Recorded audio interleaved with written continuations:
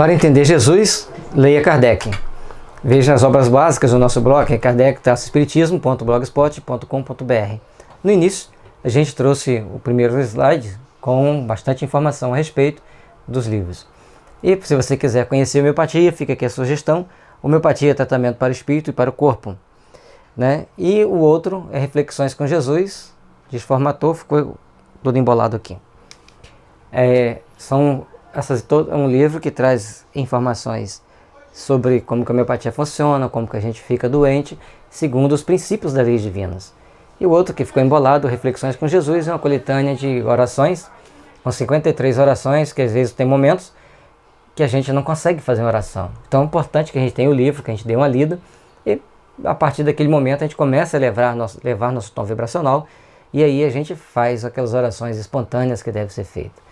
Se a gente não consegue fazer uma oração, que a gente leia uma. Isso é importante, fazer a oração. A concordância, ainda na introdução do Evangelho segundo o Espiritismo, vamos dar continuidade. A concordância no que ensinem os Espíritos é, pois, a melhor comprovação. Importa, no entanto, que ela se dê em determinadas condições. A mais fraca de todas ocorre quando um médium, a sós, interroga muitos espíritos acerca de um ponto duvidoso. É evidente que, se ele estiver sob o império de uma obsessão, ou lidando com um espírito mistificador, ele lhe pode dizer a mesma coisa sob diferentes nomes, diferentes formas e até mesmo idiomas. Tem espírito que vai saber falar outros idiomas, lógico. Então nós temos que ter cuidado. A concordância dos espíritos é que várias casas estejam passando informação dentro de um patamar, que seja um patamar aceitável e que nós saibamos discutir uns com os outros, porque não podemos ficar sob o império de um só espírito, sob o império de um só médium, e a partir dali, codificação. Hoje nós temos a codificação, na época dele ele estava criando a codificação. Codificação. A mensagem que recebeu tem lógica, tem nexo, tem coerência, tem, posso aceitar.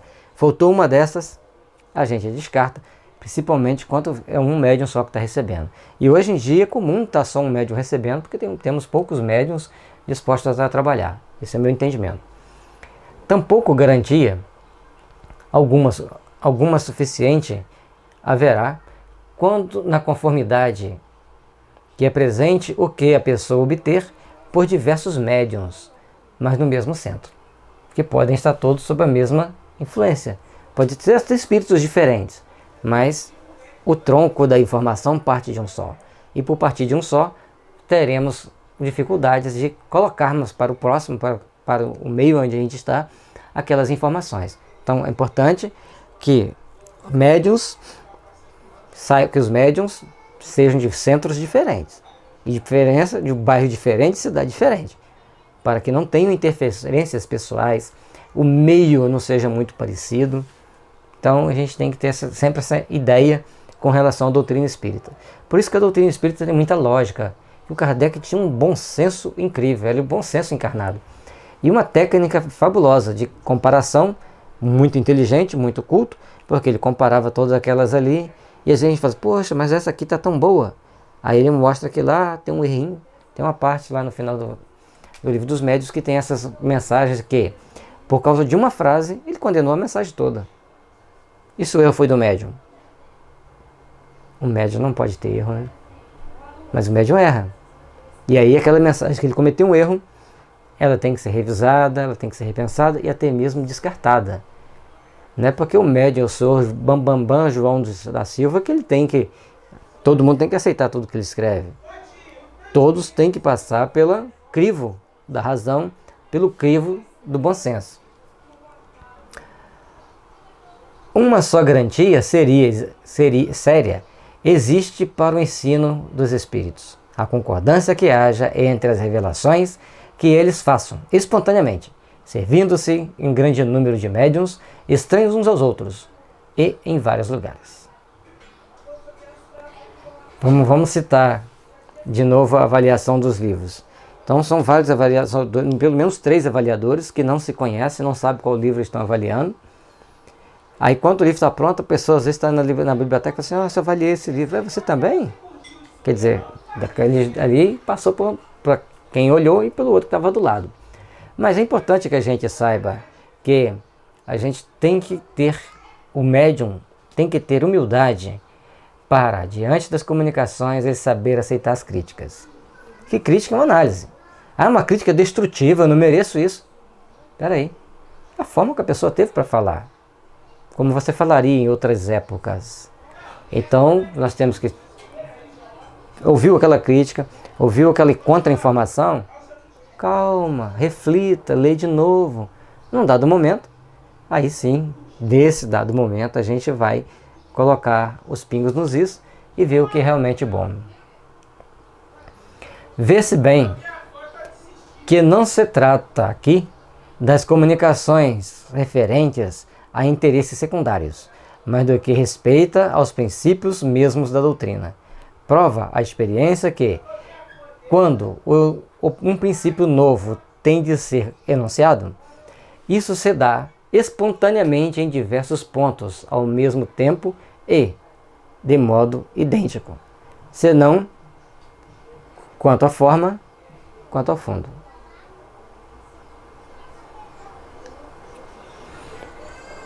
Então, interesses secundários, as comunicações de interesses secundários, mas do que respeita aos princípios mesmo da doutrina, prova a experiência que o meio mais seguro é que vários médios recebam aquela comunicação e as pessoas, opa, tá batendo. Tão parecido. Às vezes não está escrito do mesmo jeito, mas a ideia é a mesma. Aí a gente tem que fazer o que o Kardec fez, pegar as melhores, aqui estão mais bem escritas. Se, portanto, aprouver a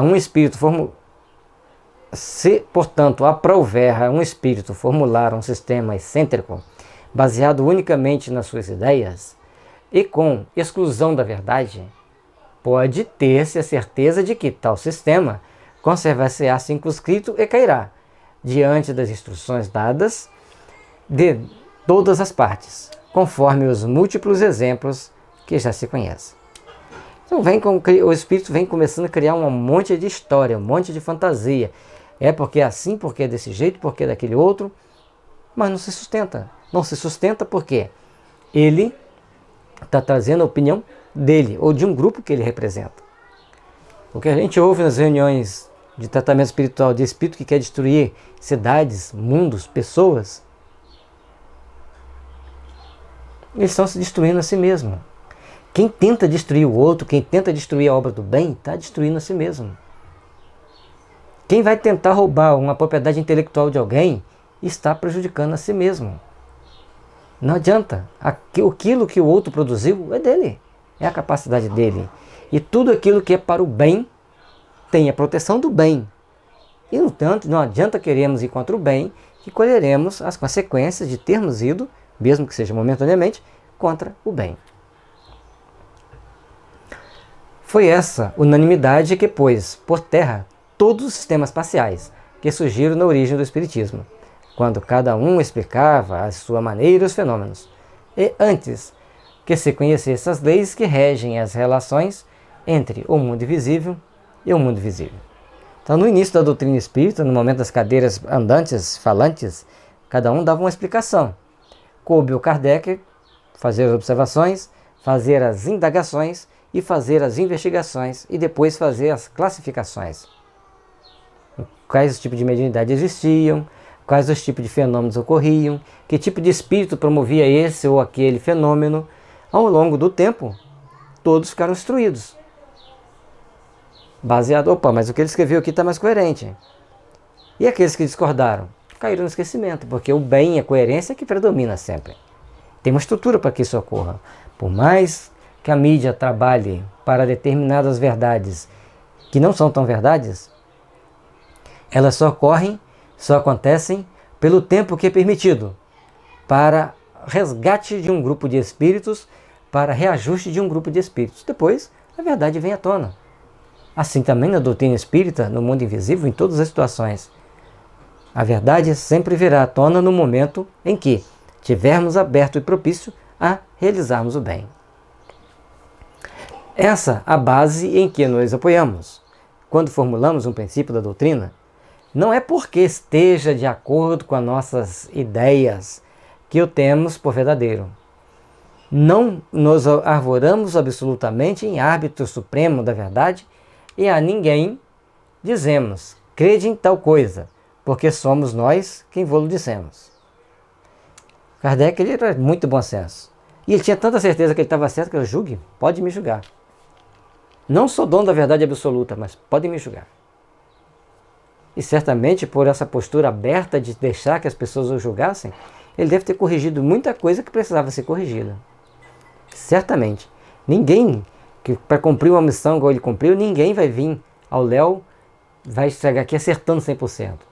Tem uma equipe que ajuda, que trabalha. E os nossos críticos são aqueles que nos impulsionam para Deus, que eles têm coragem de falar o que nossos amigos não têm, gente. Te criticou? Opa, graças a Deus alguém me criticou. Porque aí você tem como ver o que você tem que fazer para crescer. A nossa opinião não passa aos nossos próprios olhos de uma opinião pessoal que pode ser verdadeira ou falsa, visto não nos considerarmos mais infalível do que qualquer outro. Também não é porque um princípio nos foi ensinado que para nós ele exprime a verdade, mas porque recebeu a sanção da concordância.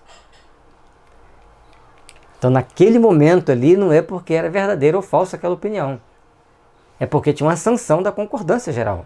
Mais à frente, todos podem ter sido enganados, mas até hoje ainda não encontraram, podem ficar tranquilos. Até hoje, sempre que você vai fazer uma crítica sobre aquilo que Kardec trouxe, quando chega lá na frente, as pessoas vão olhar, vão ver, opa, ele está certo. Ainda não acharam o erro, principalmente no Livro dos Espíritos, no Evangelho segundo o Espiritismo e no Livro dos Médiuns. Nesses três, e o seu inferno é muito abstrato, né? Na Gênese aí tem muita gente que joga pedra, eu não entro nessa. Eu sempre leio, observo, não entendo nada de astronomia mesmo. Aquilo que fala sobre as eras a gente já estudou, a gente já tem uma noção. Então muita coisa está muito bem escrita. Nós temos que ter muito cuidado na hora que falarmos, esse tópico está errado. Está errado por quê? De que forma que você interpretou ele para falar que ele está errado? Então não é simplesmente a gente falar que está errado. É porque, para que e como está esse erro? Onde está esse erro?